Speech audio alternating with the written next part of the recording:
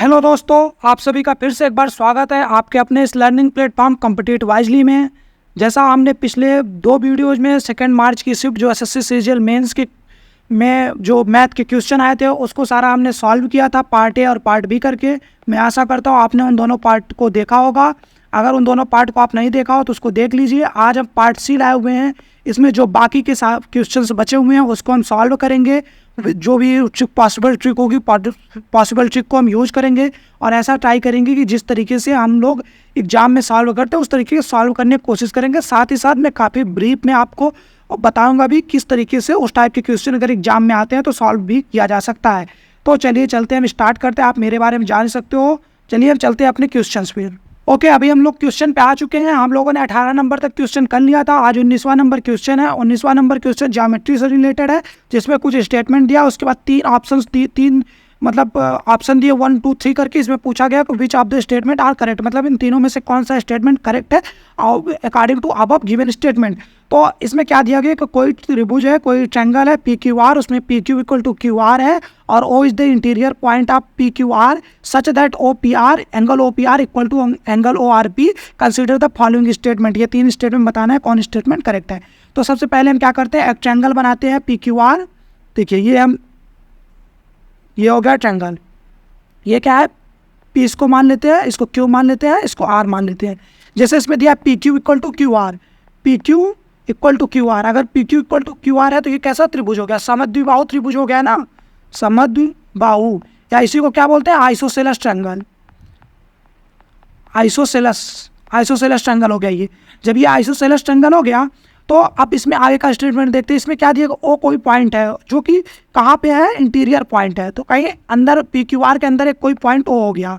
इसमें क्या दिया गया है कि सच दैट ओ ऐसा पॉइंट है कि ओ आर पी, जो एंगल ओ आर पी, ओ यहाँ पे है, आर यहाँ पे और पी यहाँ पे, ये ट्रायंगल बना। तो ओ आर ये हुआ ना, ओ आर पी एंगल ये हुआ, ये अल्फा है, साथ ही साथ ओ आर पी अल्फा है, ओ आर पी अल्फा हो गया। तो उसके साथ ओ पी आर भी अल्फा है, ओ पी आर ये भी सेम है, ये भी अल्फा है। जब ये अल्फा है तो ये मतलब ये वाली साइड और ये वाली साइड हमेशा क्या होगी, बराबर होगी। तो ये साइड भी बराबर होगी। अब इसके साथ हमको क्या दिया, पहला स्टेटमेंट क्या पूछा है कि P O R is isosceles triangle. P O R ये आइसोसेलस ट्रायंगल, आइसोसेलस ट्रायंगल मतलब समद्विबाहु त्रिभुज। समद्विबाहु त्रिभुज की क्या परिभाषा होती है, आइसोसेलस ट्रायंगल क्या परिभाषा होती है, इसके 2 भुजा बराबर होंगे। तो मतलब यहाँ पे ये भुजा बराबर है। तो ये क्या है, ये स्टेटमेंट सही है।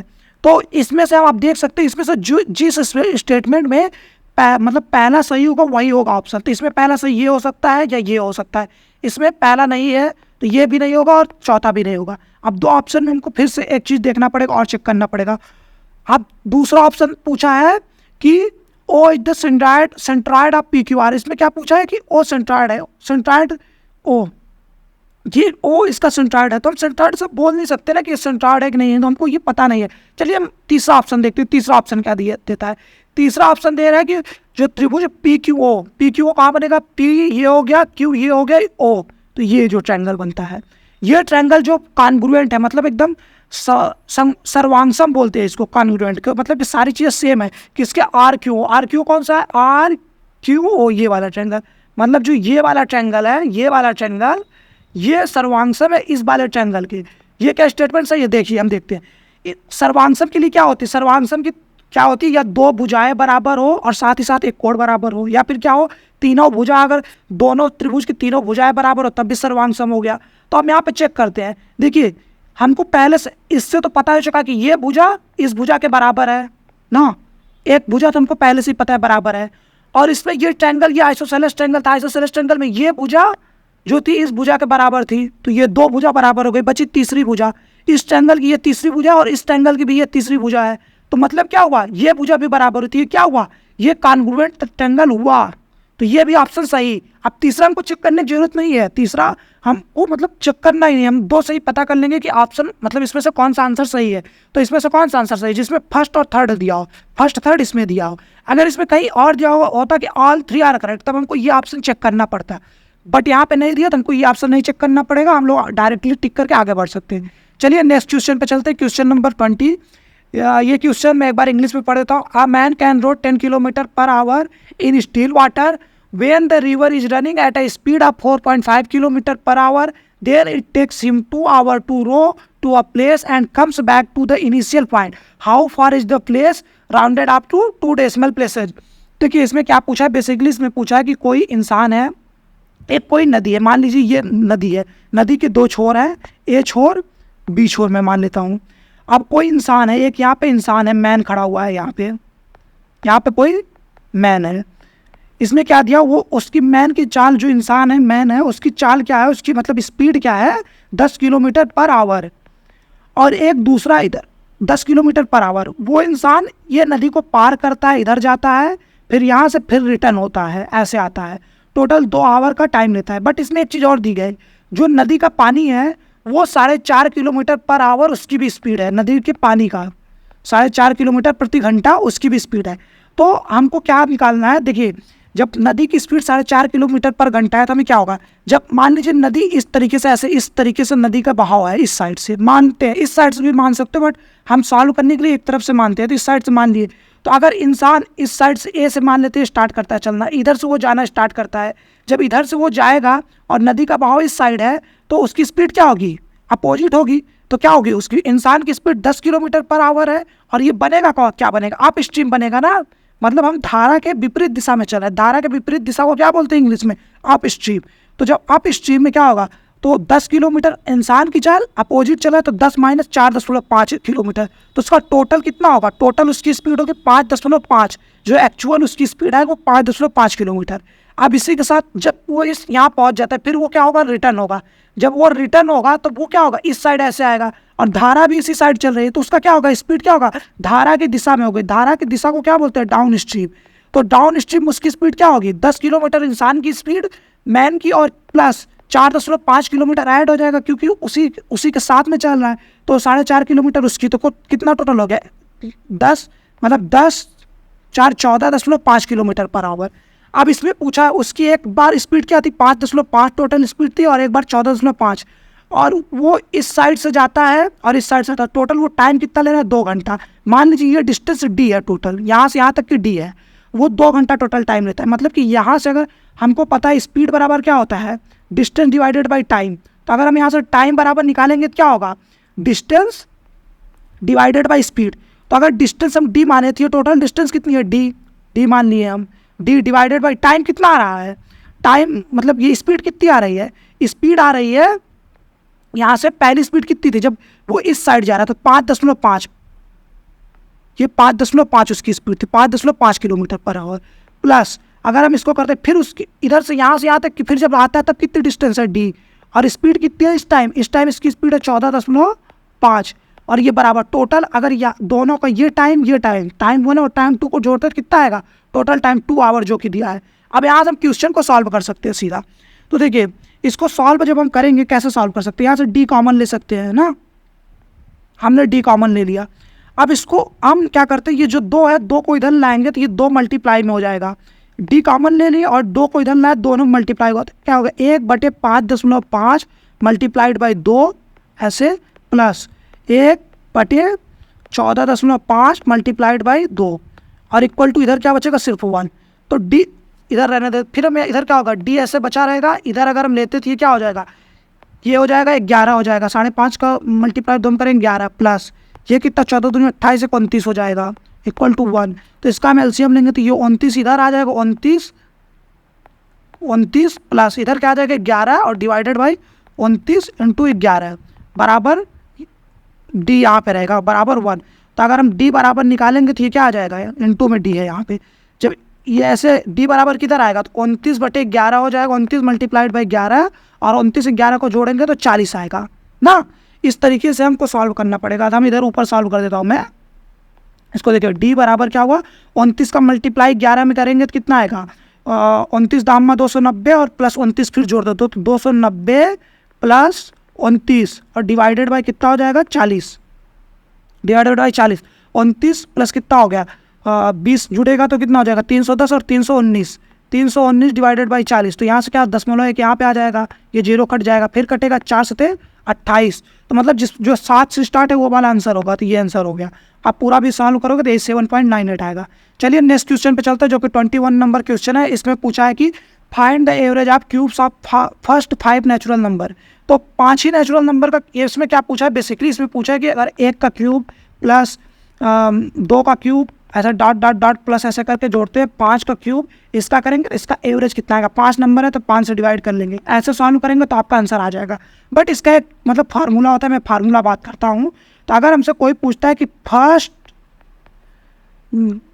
कि sum of first and sum of square of, नहीं स्क्वायर नहीं, यहाँ पे क्यूब है, cube of first and natural number, तो इसका फार्मूला क्या होता है, सीधा सीधा होता है यन ब्रैकेट में यन प्लस 1 और डिवाइडेड बाय 2 और इसका पूरा स्क्वायर, ये एवरेज का मतलब सम का होता है। और एवरेज निकालना जितना नंबर रहेगा, अगर एवरेज यही करना हो इसी का पूरा बाकी का, तो इसमें क्या होगा, जितना ये है यन और इधर यन प्लस 1 का ये स्क्वायर तो बटे 2 और इसका स्क्वायर तो होगा और डिवाइडेड बाई 5 हो जाएगा, क्योंकि ये मतलब डिवाइडेड बाई यन हो जाए जितना नंबर।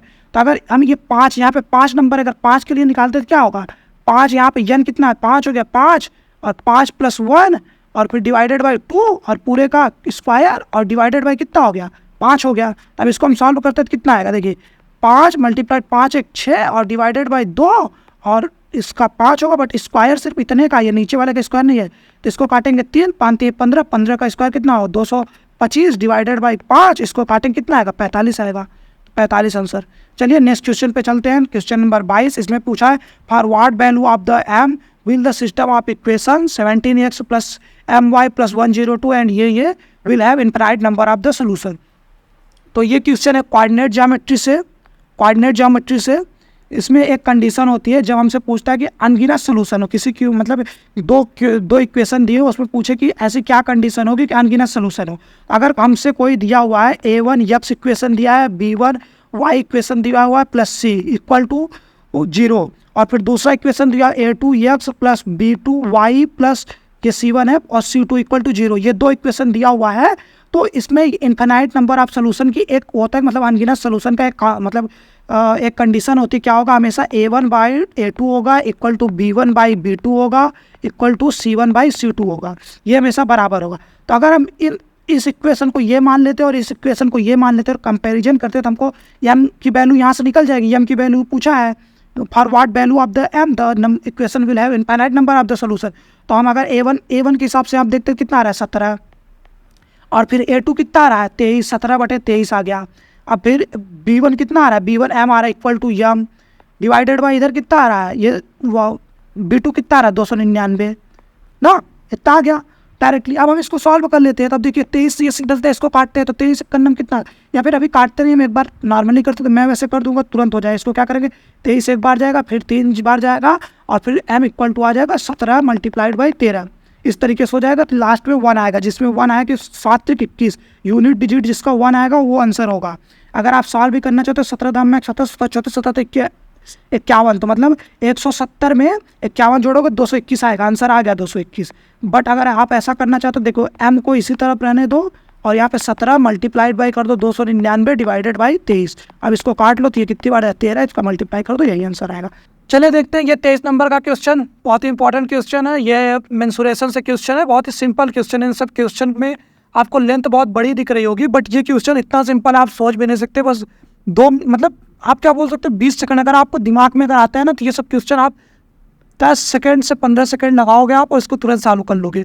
तो चलिए इस क्वेश्चन को देखते हैं, एक बार मैं पूरा पढ़ देता हूँ, काफ़ी बड़ा वैसे है लेंथ में इसका मतलब बट बहुत सिंपल है। इसमें क्या दिया है, a rectangular park is 120 meter long and 104 meter wide, a 1 meter wide path runs along the boundary of the park remaining completely inside the park area. Thus the outside edge of the path run along the boundary wall of the park. Thus the inside edge of the path are marked with the white line of the negligible thickness. If it costs 2.5 rupees to mark each meter with the white line, then how much would be the cost to fully mark the inside edge of the path? अब देखिए ये मैं question करूँगा तो मैं पहले तुरंत में सॉल्व करके दिखा देता हूँ इसमें कितना टाइम लगेगा। तो मैं इसको सॉल्व करूँगा ऐसे, इतना लिखूँगा प्लस लिखूँगा, इतना लिखूँगा और इतना होगा और ये इतना होगा, इतने में मैं सॉल्व कर दूँगा इसको। तो ये कितना हो जाएगा 120 और 220 440 मल्टीप्लाइड बाई 2.5। अब इसको मैं मल्टीप्लाई करूँगा 25 जीरो, ये इससे ये दशमलव कट जाएगा। अब मैं कर दूंगा 4 का, तो ये 4 इस पे ले लूँगा तो सीधा 2500 हो जाएगा, 1100 आंसर मैंने लगा दिया। बट अब आपको मैं समझाने के लिए एक बार हिंदी में भी समझा देता हूँ और क्या दिया इस क्वेश्चन में, मैंने इतने जल्दी इस क्वेश्चन को कैसे सॉल्व किया मैं इसके बारे में बात करता हूँ अभी। देखिए इसमें क्या दिया है, क्वेश्चन का मेन क्या है। देखिए इसमें दिया है कोई एक रेक्टेंगल पार्क है, ये ऐसा रेक्टेंगल पार्क ऐसा होता है।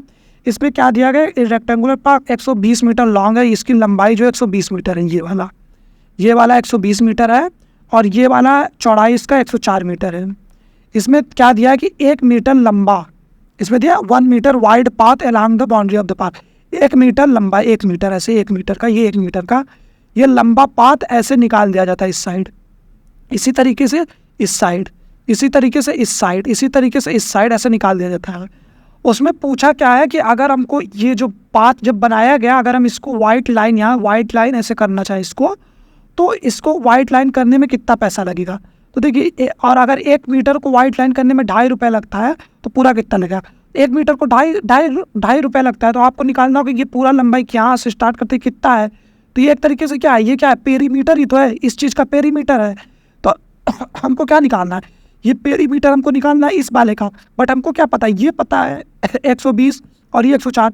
देखिए ये 1 मीटर है, ये भी 1 मीटर होगा, ये भी 1 मीटर होगा, ये भी 1 मीटर होगा। अगर ये 120 ऐसा है, 120 ऐसा है, 1 मीटर हमने इधर से निकाल दिया और 1 मीटर इधर से निकाल दिया, तो ये कितना बचा, एक्चुअली में ये 118 ही बचा ना, समझ में आ रहा है ना, 118 ही बचा। उसी तरीके से अगर मैं ये 104 में इधर 1 मीटर निकाल दिया, 1 मीटर इधर निकाल दिया, तो ये कितना बचा, ये भी 102 ही बचेगा ना, ये वाला डिस्टेंस, ये वाला डिस्टेंस 102 बचा। और हमको क्या पता है पेरीमीटर क्या होता है, पेरीमीटर ऑफ रेक्टेंगल क्या होता है, पेरीमीटर 2 लेंथ प्लस ब्रेड्थ। तो लेंथ कितना हुआ 2, लेंथ कितना हुआ 118, ब्रेड्थ कितना हुआ 102, और इसका मल्टी ये हो गया, इतना निकल गया। तो इसको और साथ ही साथ 1 मीटर का 2.5 रुपये लग रहा है। तो अगर कास्ट निकालना हो तो अगर इसको सॉल्व करते 2 आ गया, 118 प्लस इसको जोड़ें कितना आएगा 220, और ये 400, ये कितना हो गया 440 आ गया मल्टीप्लाई किए। अगर कास्ट निकालना है तो 440 मल्टीप्लाइड बाई 2.5 कर दिए, तो ये 0 कट गया। और सीधा जैसे अब इसको मल्टीप्लाई करना है, आप कैसे मल्टीप्लाई करोगे, 25 को और 44 से गुणा करने लोगे, बट ऐसे नहीं किया जाता। देखिए हम क्या करते हैं, अगर हमको पता है 25 दूना 50, 25 3 75, 25 चौको 100, 25 में 4 का मल्टीप्लाई कर देंगे तो 100 हो जाएगा। तो यहाँ से 4 निकाल लेते हैं, 4 निकाल लेंगे तो ये कितना बचेगा 11 बचा, यहाँ से 4 हो गया और 25 हो गया, तो 25 चौको 100, तो अभी 1100 लग गया, ये ऐसे सॉल्व हो गया। चलिए ये 24 नंबर का क्वेश्चन करते हैं। ये बहुत सिंपल क्वेश्चन है। ये किससे है, मिल्क से, मिक्सचर से रिलेटेड क्वेश्चन है। इस क्वेश्चन में क्या पूछा है कि कोई 40 litre of the milk are kept in a container, 4 litre of the milk were removed from the container and replaced with the water. This procedure was perform 2 more times, how much milk does the container now hold. इसमें क्या पूछा है, देखिए मैं आपको शुद्ध देसी भाषा में समझाता हूँ इस क्वेश्चन का सारांश क्या है। इसमें क्या है, ये यादव जी का एक है कंटेनर, समझे आप, इसमें है 40 लीटर दूध, समझे आप, 40 लीटर मिल्क। अब यादव जी देखे, यादव जी ने अपना पैसा कैलकुलेट किया। अब उन्होंने जो पैसा कैलकुलेट किया, उन्होंने देखा कि प्योर मिल्क बेचने में उनका हो रहा है घाटा, तो उन्होंने दिमाग लगाया, देखो भैया प्योर मिल्क में अगर हो रहा है घाटा, मैं क्या करूँगा मिक्सचर। तो मिक्सचर करने के लिए क्या करते हैं, अपना 4 लीटर इसमें वो क्या करते हैं, एक बार 4 लीटर दूध निकालते हैं और उसमें क्या करते हैं, उसमें पानी मिला देते हैं, गंदा जो भी पानी मिला वो पानी मिला दिए वो। फिर देखे उन्होंने, फिर कैलकुलेट किया, फिर कम हो रहा है, तो फिर वो क्या करते हैं, एक बार और प्रोसीजर अप्लाई करते हैं, 4 लीटर दूध निकालते हैं, फिर मिलाते हैं, फिर भी उनको लग रहा है कि नहीं अभी फ़ायदा मेरे मन मुताबिक नहीं हुआ, फिर वो करते हैं, फिर 4 लीटर दूध मतलब दूध निकालेंगे और 4 लीटर पानी डाल देंगे। तो इस तरीके से उन्होंने 3 बार टोटल प्रोसीजर अप्लाई किया। तो फिर उसके बाद इसमें पूछा कि कितना दूध इसमें बचता है लास्ट में। तो ये सिंपल क्वेश्चन है, बहुत ही सिंपल। इसमें देखिए नॉर्मली क्या करना होता है, जैसे 40 लीटर दूध नीचे लिखेंगे, 40 लीटर दूध था और उसमें यादव जी 4 लीटर दूध बदल रहे हैं हर बार, तो 4 ऊपर लिखेंगे, मतलब हर बार 4 लीटर बदल रहे हैं। जब 4 लीटर बदल रहे हैं, 40 में 4 आएगा तो 36 हो जाएगा ना, 36 लिख लेते हैं हम, 4 नहीं लिखते। जब 36 लिखते हैं तो इधर कितना बचेगा, 4 से काटे 4 9 36 और 4 दाम में 40, तो 9/10। तब ये 9/10 मतलब इस रेशियो में वो हर बार बदल रहे हैं। मतलब अगर 10 लीटर दूध है तो एक बार चेंज करने को कितना बच रहा है, 9 लीटर दूध बच रहा है, और बाकी 1 लीटर क्या आ रहा है, पानी आ जा रहा है। ये प्रोसीजर 3 बार हुई, तो 9/10 का पावर 3 बार, 9 कितना हो, 9 का 3 बार करेंगे तो कितना हो जाएगा, 729 क्यूब होता है, और 10 का 1000 होता है। स्टार्टिंग में दूध इतना दूध बचेगा, मतलब कि अगर 3 बार अप्लाई करने के बाद, और स्टार्टिंग कितना था 40 लीटर, तो इस तरीके से हम क्या करते हैं, इसको सॉल्व कर सकते हैं। इसको सॉल्व करेंगे, 4 से 4 कट जाएगा और 4 से ये 25 आएगा। अब 25 काटे, 25 दूना 50, 2 बार जाएगा, 25 दूना 50, फिर कितना बचेगा 22, तो 22 बटे तो 29 आएगा, 229, 229 कितने बार जाएगा 25 नवैया, 25 नवैया कितना होता है 225, तो 29 दशमलव, फिर 4 बचा, फिर 25 इक्यानम 25, फिर कितना बचा 25 इक्यानम 25 हो गया, तो फिर कितना 15, 25 छक्का 29.16 लीटर बचेगा। तो ये ऑप्शन आंसर। चलिए क्वेश्चन नंबर 5 पे, क्वेश्चन नंबर 5 रिलेटेड है सिंपल इंटरेस्ट है। इसमें क्या पूछा है, the difference of the simple interest from the two bank on 8,000 rupees in 3 years is 800 if the rate of interest per annum is two bank is R1 and R2 then what is the value of the R1 minus R2। तो देखिए इसमें क्या पूछा कि कोई दो bank है, उनमें जो डिफरेंस है, उनमें जो सिंपल इंटरेस्ट का डिफरेंट है दो बैंकों में, वो क्या है कि 8,000 रुपये में 3 साल में 800 रुपये का डिफरेंस होता है। अगर if the rate of the interest per annum of the two banks R1 and R2 है, इनका R1 एंड R2 है, तो इसमें पूछा कि R1 और R2 क्या होगा, R1 माइनस R2 क्या होगा। तो इस तरीके के क्वेश्चन में पहले आप जो यहाँ पे दिया है ना 8,000, यहाँ पूछा R1 and R2 per year क्या होगा, इसमें 3 साल का नहीं पूछा है। अगर 3 साल का तो हम सबसे पहले क्या निकाल, जो 8,000 रुपये में 800 ब्याज मिल रहा है, ये कितना परसेंट है, इस तरीके से निकालेंगे तो कितना आएगा, ये आएगा 1/10। तो ये कितना हुआ, अगर 1/10 को परसेंटेज कैलकुलेट कर ऊपर 100 से मल्टीप्लाई कर देते, कितना आ गया 10%। जब 10% 3 साल में 10% आ रहा है ना, जो R1 माइनस R2 3 साल में 10% आ रहा है, बट 1 साल में, तो 1 साल में 10/3, तो 10/3 कौन सा आ रहा है, इसको भिन्न में चेंज करते 3 3 1 3, इतना परसेंटेज, तो ऑप्शन नंबर बी। चलिए नेक्स्ट क्वेश्चन पे चलते हैं। नेक्स्ट क्वेश्चन रिलेटेड है ट्रिग्नोमेट्री से। इसमें क्या दिया है, tan A प्लस बी बराबर √3 दिया है और tan A माइनस बी बराबर 1/√3 दिया है, और इसमें दिया है कि tan A जो A प्लस बी की वैल्यू वो 0 से 90 के बीच में है। तो इसमें क्या पूछा है कि A प्लस बी की वैल्यू बताइए। देखिए tan A प्लस बी √3 कितना होता है, यहाँ पे होता है tan A plus B equal to √3, tan कितने की वैल्यू √3 होती है, tan 60 की वैल्यू, tan कितना हो गया 60, A प्लस बी यहाँ से कितना आ गया 60 आ गया। इसी तरीके से क्या दिया है, tan A माइनस बी कितना दिया हुआ है 1/√3, तो A माइनस बी बराबर ये कितना होता है, tan A माइनस बी ये कितना होता है 1/√3, tan 30 का मान होता है ना, tan 30, तो A माइनस बी बराबर कितना 30। अगर A प्लस बी बराबर 60 है, A माइनस बी बराबर 30 है, A बराबर सीधा आप तरीके से निकाल सकते हैं 60 और 30 को जोड़ोगे तो कितना है 90, 90 का आधा कर दो 45, और B बराबर निकालना सीधा सीधा क्या करोगे 60 और 30 को हटाओगे कितना आएगा 30 आएगा, 30 का आधा कर दोगे 15, तो 45 और 15 आंसर किस ऑप्शन में आ रहा है 45, 15 ऑप्शन है। चलिए नेक्स्ट क्वेश्चन पे चलते हैं। ये क्वेश्चन नंबर है 27। इसमें पूछा है कि 2 ships are on the opposite of the lighthouse such that all the 3 of them are collinear. The angles of the depression of the 2 ships from the top of the lighthouse are the 30 and 60. If the ships are इतने metre apart, then find the height of the lighthouse. देखिए इसमें क्या दिया है कि कोई दो नाव हैं, एक नाव कोई लाइट हाउस है, इधर ऐसा एक लाइट हाउस मान लेते हैं, उसमें एक नाव इस तरफ है, एक नाव इस तरफ है, और दिया है एक का जो एंगल ऑफ उन्नयन कोण बोलते हैं शायद, जो एंगल ऑफ डिप्रेशन दिया एक का 30 दिया है और एक का दिया है 60, और ये डिस्टेंस दी है हमको पूरा टोटल, मतलब जो ये शिप ए हो गई शिप बी हो गई, तो दोनों शिप के बीच की डिस्टेंस 230 दी है। तो हमसे पूछा है कि इसका हाइट क्या होगा। देखिए इस तरीके का क्वेश्चन का सबसे पहले हमको क्या पता होना चाहिए कि जो 30, अगर ये 30 है तो ये हमेशा 90 हो, क्योंकि ये सीधा में होगा, ये 90 तो ये 60 हो गया।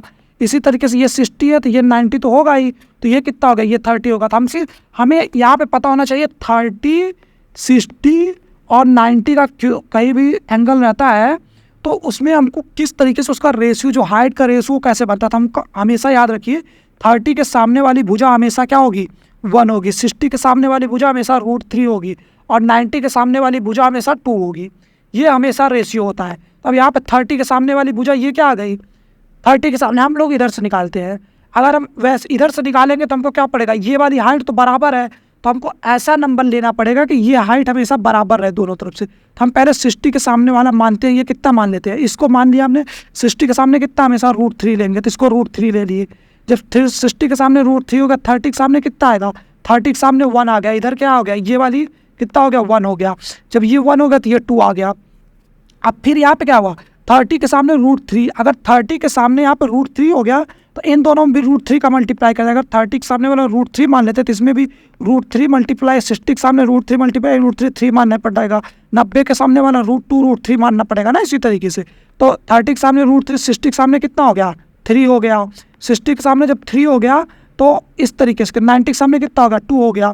तो अब हमको क्या दिया है 3 1 4, ये टोटल वैल्यू कितना हो गई 230√3, ये किसकी वैल्यू है 4 की वैल्यू है भाई। तो यहाँ से 1 की वैल्यू कितनी आ गई 230/√3 और डिवाइडेड बाई 4, और इधर कितना दिया, कितने की वैल्यू निकालनी है, वैल्यू निकालनी है आपको कितने की, इसकी √3 की, मल्टीप्लाइड बाई √3। तो √3 और √3 का उल्टा करो, गुणा करोगे तो ये क्या हो जाएगा 3 हो जाएगा। तो 23 यहाँ कितना हो जाएगा 690 डिवाइडेड बाई 4, तो 4 1 9 4, फिर 2 बचा, 4 7 28, 4 7 28, फिर 1 बचा, तो 4 दूनी 8, फिर दशमलव, फिर कितना बचा 4 दूनी 4 पंचे 20, 172.5, ऑप्शन नंबर सी। चलिए अगले क्वेश्चन पे चलते हैं। ये क्वेश्चन बहुत ही सिंपल, इसमें क्या पूछा है arithmetic mean of the following data. Arithmetic mean मतलब क्या होता है, एक तरीके से जो हमारा नॉर्मल एवरेज हम निकालते हैं, औसत जो निकालते हैं ना, उसी को बोलते हैं अर्थमेटिक मीन। तो इसमें कुछ नहीं करना है, इन सबको जोड़ो आप, और जोड़ने के बाद इन चार जो 5 है डिवाइड कर दो 5 से। तो इसको जोड़ोगे 17 में 23 जोड़ो कितना आएगा 40, 40 20 60, 60 60 10 70, 70 20, 70 20 90, और 9 1 10 हो गया 90 10 100, तो 100/5, तो ये कितना आ गया 20, ऑप्शन नंबर ए। अगले क्वेश्चन 29 क्वेश्चन में इसमें पूछा है द नंबर ये is divisible by which of the following number. तो इसमें 4 दिया है, 5 दिया है, 12 दिया, 8 दिया है। सबसे पहले हमको क्या निकालना है 5 से। तो देखिए 5 किस नंबर से, कौन सा नंबर को डिवाइड करता है, जिसके अंत में 0 रहेगा या 5 रहेगा तभी 5 से डिवाइड होगा। तो ये 5 से डिवाइड होने वाला नहीं, क्योंकि इसके अंत में ना 0 है ना 5। 4 का डिविजिबिलिटी रूल क्या होता है, 4 का डिविजिबिलिटी रूल होता है हमेशा कि कोई भी नंबर 4 से तब डिवाइड होगा जब उसका लास्ट का 2 डिजिट 4 से डिवाइड होगा। 16 4 से डिवाइड होगा, तो हाँ 16 4 से डिवाइड हो तो यही आंसर हो जाएगा। आगे हमको देख रहा ही नहीं है, क्योंकि वो आप 12 से डिवाइड भी नहीं होगा, 8 से भी नहीं डिवाइड होगा। अगर 12 का डिविजिबिलिटी रूल देखेंगे तो 4 का डिविजिबिलिटी रूल और 3 का देखना पड़ेगा, और 8 में तो 8 में लास्ट के 3 नंबर डिवाइड होने पड़ेंगे। तो लास्ट का 3 नंबर आप डिवाइड करो, 8 1 9 8, 3 बचा, 8 पर 16 24 8 चौक 32 का भी नहीं होगा, ये भी नहीं होगा, उसी तरीके से ये भी नहीं होगा। चलिए अगले क्वेश्चन पर चलते हैं। ये है अलजेब्रा का क्वेश्चन, बहुत ही सिंपल। इसमें क्या दिया है यक्स प्लस 1/x बराबर 4 दिया है, तो x square plus 1/x square की वैल्यू पूछा। अगर मैं इसको सॉल्व करूंगा, मैं इसको देखूंगा भी नहीं, ये कितना फास्ट होता है मैं आपको दिखाता हूँ। ये ऐसे आंसर कुछ करना ही नहीं है इसमें क्या करना है, ये नॉर्मली फार्मूला होता है। अगर x plus 1/x equal to के दिया है, तो x square plus 1/x square होता है के स्क्वायर माइनस 2। लेकिन आपको ये सब फार्मूला याद करने की जरूरत नहीं, यहाँ पे आप सीधा बेसिक से करो। क्या बेसिक से क्या हो गया, अगर दोनों पक्षों का हम स्क्वायर कर देते हैं, इसका भी इसका भी, तो ये 1/x का स्क्वायर कितना होगा 1/x स्क्वायर प्लस यक्स का square x square plus 2abx into 1/x और इक्वल टू 4 का 16। तो ये कट गया, अब ये इधर सिर्फ 2 बचा, 1/x square plus x square, ये कितना हो गया 16 उस तरफ जाएगा, 16 माइनस 2, तो ये 14। इस तरीके से बेसिक्स हो गया। पर आप अगर फार्मूला याद है तो आप डायरेक्ट ही कर सकते हो, कुछ कर ही नहीं सकते, बस स्क्वायर करके -2 करना आंसर। तो अभी दोस्तों अभी ये इसका आंसर शीट भी है इधर, आप देख सकते हो सारे क्वेश्चन का, मैंने सारे क्वेश्चन करा दिए हैं। अभी मतलब कि ये 2 मार्च वाली शिफ्ट थी, उसके सारे क्वेश्चन हो चुके हैं जो SSC CGL मेंस में पूछा गया था 2022 में। और मुझे लगता है, मैं आशा करता हूँ कि जितना भी मैंने क्वेश्चन पढ़ाया है वो काफ़ी अच्छे ट्रिक्स हैं। मैंने इसी तरीके से सीधा मेंस में किया था और मेरे 90 में से 86 मार्क्स थे SSC CGL मेंस में पिछली बार 2022 में। तो आप लोग अगर इसी तरीके से सॉल्व करते हो तो मेरे हिसाब से जब आप मेंस के एग्जाम में बैठोगे तो इस तरीके के अगर क्वेश्चन रहते हैं तो उसको करने में सिर्फ आपको 30 क्वेश्चन करने में आपको लगभग 15 मिनट लगने वाले हैं। 15 मिनट में आप 30 क्वेश्चन कर लोगे, तो यही रहेगा दोस्तों। मुझे लगता है अगर आपको ये वीडियो अच्छा लगा तो हमारे चैनल @competitivewisely को सब्सक्राइब करो। अगर आपको इसकी PDF चाहिए तो इसकी PDF मैं टेलीग्राम ग्रुप में डाल दूंगा, वहाँ से आप ले सकते हो इसकी PDF, और आप एक बार खुद से अपने से सॉल्व कर सकते हो। अगर आपको कोई भी डाउट हो, कुछ भी डाउट हो, तो आप मुझसे पूछ सकते हो, कमेंट कर सकते हो, साथ ही साथ अपने दोस्तों के साथ शेयर कर सकते हो। मैं और भी जो क्वेश्चन आप बोलोगे जिस सब्जेक्ट से रिलेटेड, मैं सॉल्व करने की ट्राई करूँगा, SSC से रिलेटेड या फिर किसी भी गवर्नमेंट एग्जाम से। और आप लोग सब्सक्राइब करो चैनल। अभी के लिए मैं आपसे अलविदा लेता हूँ, अगला वीडियो हम फिर जल्दी लाएंगे अगला शिफ्ट का पेपर के साथ। तो चलिए बाय बाय गाइस, धन्यवाद, थैंक यू।